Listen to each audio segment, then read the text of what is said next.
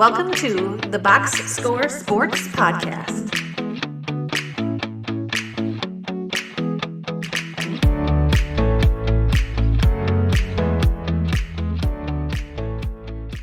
Okay, you ready to do it? The Buffalo Bills? Yes, sir. Let's Oh, go. let's go Bills. Okay, so if it's your first time watching, please like the video, subscribe to the channel, leave a comment down below on your thoughts of the Buffalo Bills season and their offseason, and give us some predictions. Yeah, our Bill fan Avery is ready, so let's do it. What was your favorite move that the Bills made this offseason? It's got to be surrounding the coaching staff. You had Mm. such an issue with McDermott and advancing in the playoffs. Finally, you cut the cord. You bring in Joe Brady as the head coach.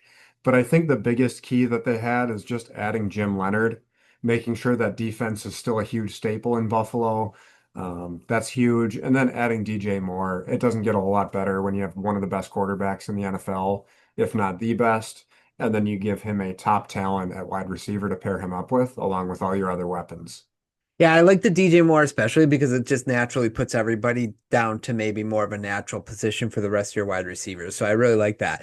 I also like the Bradley Chubb pickup. He was fine for the Dolphins last year. You guys need some pass rush. He's going to be able to provide some pressure on the quarterback. I think that's good as well. Least favorite move. This is kind of picky and it's a little nitpicky. I really like the stadium. I love everything about it for the most part. I think going into a new stadium, from what I've seen online, is the fans from where the benches are quite a bit further away. Mm. And then the stadium capacity at full capacity is 10,000 fans less. So can that new stadium, even though it's really cool looking and people want to pay money to be there and whatever, will it sound like the old stadium? Will it still be third and long is going to be crazy loud? I don't know. And I feel like that could be a disadvantage for teams or for the home team being the Bills. If it's not loud enough and it's not crazy enough, is it really going to cause that much of a thing? I don't know. And like I said, that's a tiny nitpick on something that's really cool. Well, yeah, and what I'll say is fair about your nitpick is like the Bills didn't do a whole lot bad this offseason. I thought they did pretty good. So even like mine's a little bit of a nitpick as well, which is just hiring from within. Right, Joe Brady was their guy last year, and it is the offensive coordinator. So like you get rid of McDermott, we understand. I think they were a year too late, but they picked Oh, for almost sure. the Yeah. wrong year to get rid of him. But and then you promote within, which didn't totally make 100% sense because you struggle as a team. You think you want a total culture shift, but I think it'll be fine. I think they'll still be really good. Obviously, I have them winning the division, but it's just a small nitpick where I would have maybe rather seen them go the direction of like bringing a different guy to reset the culture a little bit. Yep. I think one of the funnier things I saw this week about the free agents that we let go is there was a list of about 12 of them that Bills fans love. Like Nick, or was it Joey Bosa or Nick Bosa that we had Joey, last year? Joey, yeah, Matt Milano, Tre'Davious White, Jordan Poyer, Micah Hyde, like all these guys that we have that are old are still free agents. Like nobody else wants them. yeah. And you've got Bills fans riding Twitter wanting these guys back on your team, but nobody else wants them. So what does it really matter?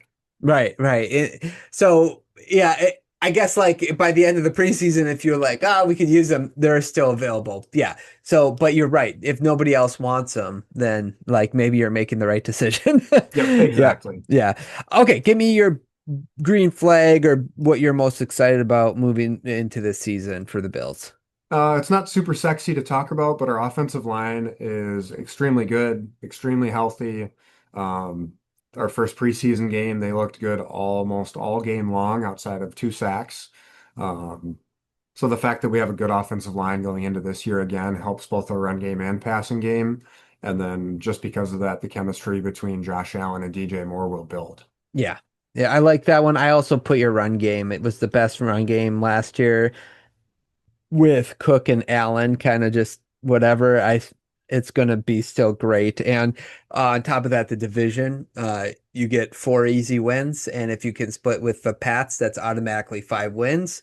So it's, making the playoffs shouldn't be very difficult. So those are both green flags for the Bills. Yep. Red flag or biggest concern. Biggest concern is probably that the team expectations are up here and you have a brand new coach. Hmm. So that coach walks into those same expectations. It's Super Bowl or bust with the roster that you have.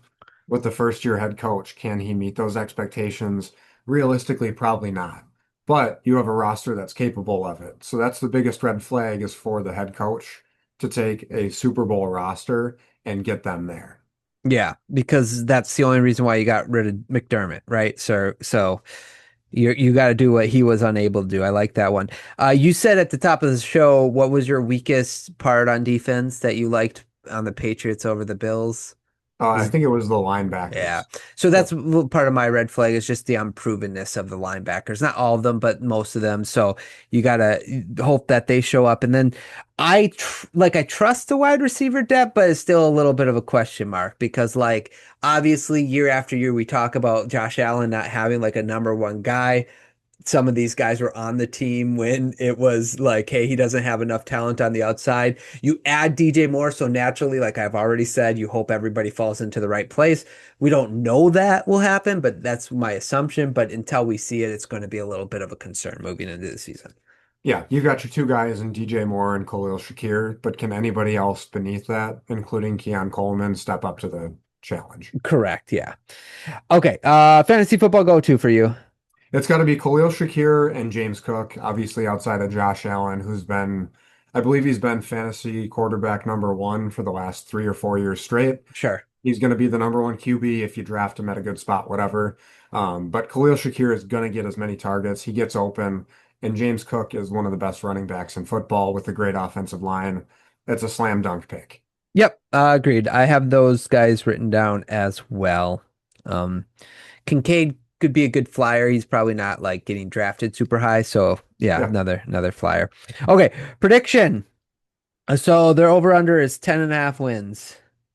I got them quite well over. I have them at 13 wins, 4 losses. When I looked at the schedule earlier today, there was probably 7 games that could be a coin toss. So let's say you win half of those and lose half. There's 3 losses right there, 4 losses. I got them at 13 and 4.